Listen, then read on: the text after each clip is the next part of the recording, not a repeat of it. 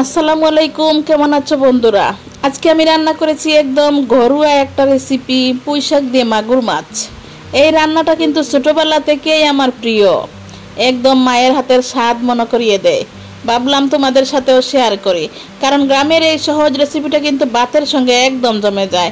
তোমরাও ভিডিওটা শেষ পর্যন্ত দেখো আর বলো তোমাদের বাসায় পুঁইশাক মাগুর মাছ কীভাবে রান্না করো।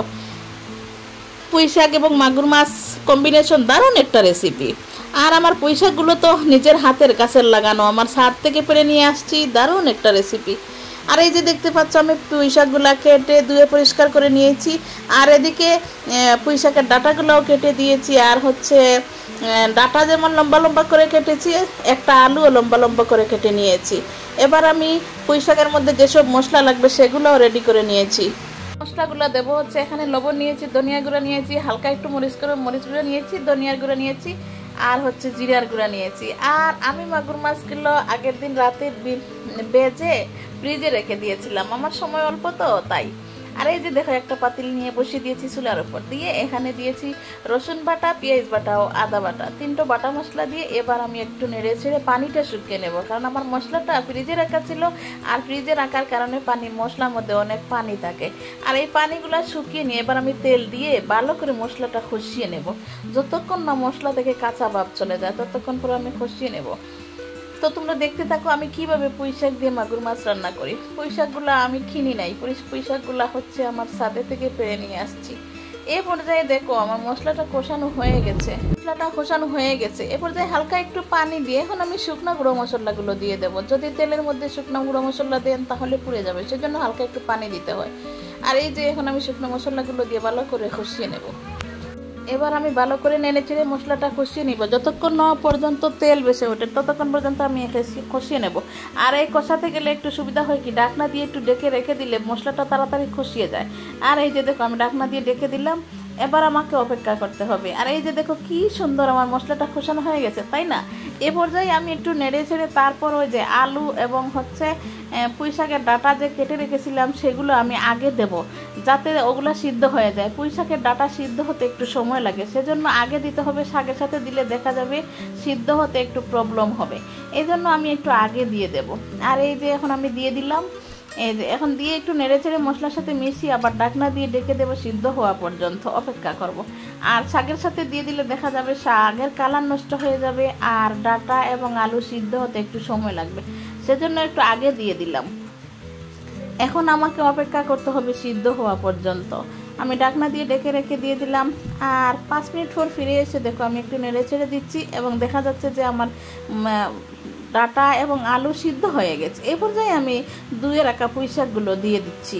আর পুঁইশাক দেওয়ার পর দেখবেন পাতিলটা ভরে যাবে, কিন্তু বয়ের কিছু নেই, একটুখানি ঢাকনা দিয়ে ডেকে রেখে দিলেই আবার অল্প হয়ে যাবে, শাক সিদ্ধ হয়ে যাবে। শাক জিনিস দেওয়ার সাথে সাথে দেখা যায় অনেক বেশি হয়ে গেছে, কিন্তু একটু সিদ্ধ হয়ে গেলে আবার কমে যায়।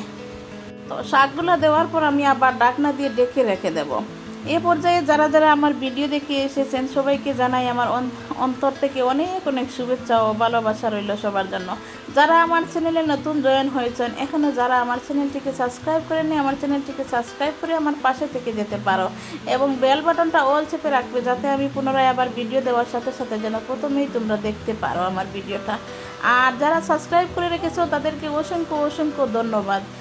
আর এই পর্যায়ে দেখো আমি একটু নেড়ে ছেড়ে শাক এবং আলু হচ্ছে একসাথে মিশিয়ে নিচ্ছি।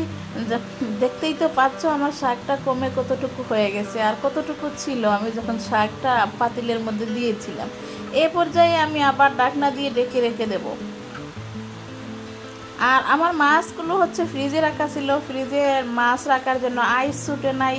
আমি হচ্ছে এখনই মাছের আইসটা ছুটানোর জন্য আমি এই পর্যায়ে আমি মাছ দিয়ে দিলাম শাকের উপর। আর শাকটা ঢাকনা দিয়ে রেখে দেবো, যাতে শাক মাছ যেন একসাথে মিশে যায়। এই যে দেখতেই তো পাচ্ছ আইস ছুটে গিয়ে মাছ কীরকম হয়ে গেছে। আর এখন আমি একটু আলতো হাতে নেড়ে ছেড়ে দেবো, যাতে মাছগুলো ভেঙে না যায়। খুব আলতো হাতে নাড়তে হবে, তরকারিটা কিন্তু দারুণ একটা টেস্টি হয়, খুব ভালো লাগে। আর আমার সময়ের স্বল্পতার জন্য আমি মাছগুলো ভেজে ফ্রিজে রেখে দেই। তোমাদের যদি সময় থাকে তোমরা মাছগুলো টাটকা টাটকা রান্না করবে, মাছ ভেজে ফ্রিজে না রেখে রান্না করবে, তাহলে দেখবে খেতে আরও বেশি ভালো লাগবে। আমার সময় স্বল্পতার জন্য আমি আগে থেকে ভেজে ফ্রিজে রেখে দিই, যাতে আমি রান্না করার সময় আমার তাড়াতাড়ি না হয়ে যায়। এবার আমি একটু তরকারি যতটুকু ঝোল লাগবে ততটুকু ঝোল দিয়ে আমি এবার ঢাকনা দিয়ে রেখে দেবো টকবক করে ফুটে ওঠা পর্যন্ত। তো এবার আমি দেখতেই তো পাচ্ছ আমার তরকারিটা ফুটে উঠেছে। তো এই ছিল আমার আজকের রান্না, পুঁইশাক দিয়ে মাগুর মাছ। যদি ভালো লাগে তাহলে একটা লাইক দিবে, কমেন্ট করে জানাবে আমার তরকারিটা কেমন হয়েছে, সাবস্ক্রাইব করে পাশে দেখো। নতুন নতুন ঘরোয়া রেসিপি নিয়ে আবার দেখা হবে পরের ভিডিওতে। আর যারা নতুন জয়েন হয়েছে সবাইকে অসংখ্য অসংখ্য ধন্যবাদ আমার ভিডিওতে। আর আমার ভিডিওতে একটু তোমরা ফুল ওয়াচ করে দেখবে।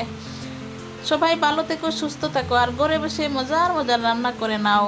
আল্লাহ হাফেজ, আসসালামু আলাইকুম। আর এই যে আমার তরকারির ফাইনাল রূপ, কত সুন্দর হয়েছে তরকারিটা, দেখতে যেমন সুন্দর হয়েছে খেতেও দারুণ হয়েছে আলহামদুলিল্লাহ। ভালো থাকবে, সুস্থ থাকবে, আসসালামু আলাইকুম।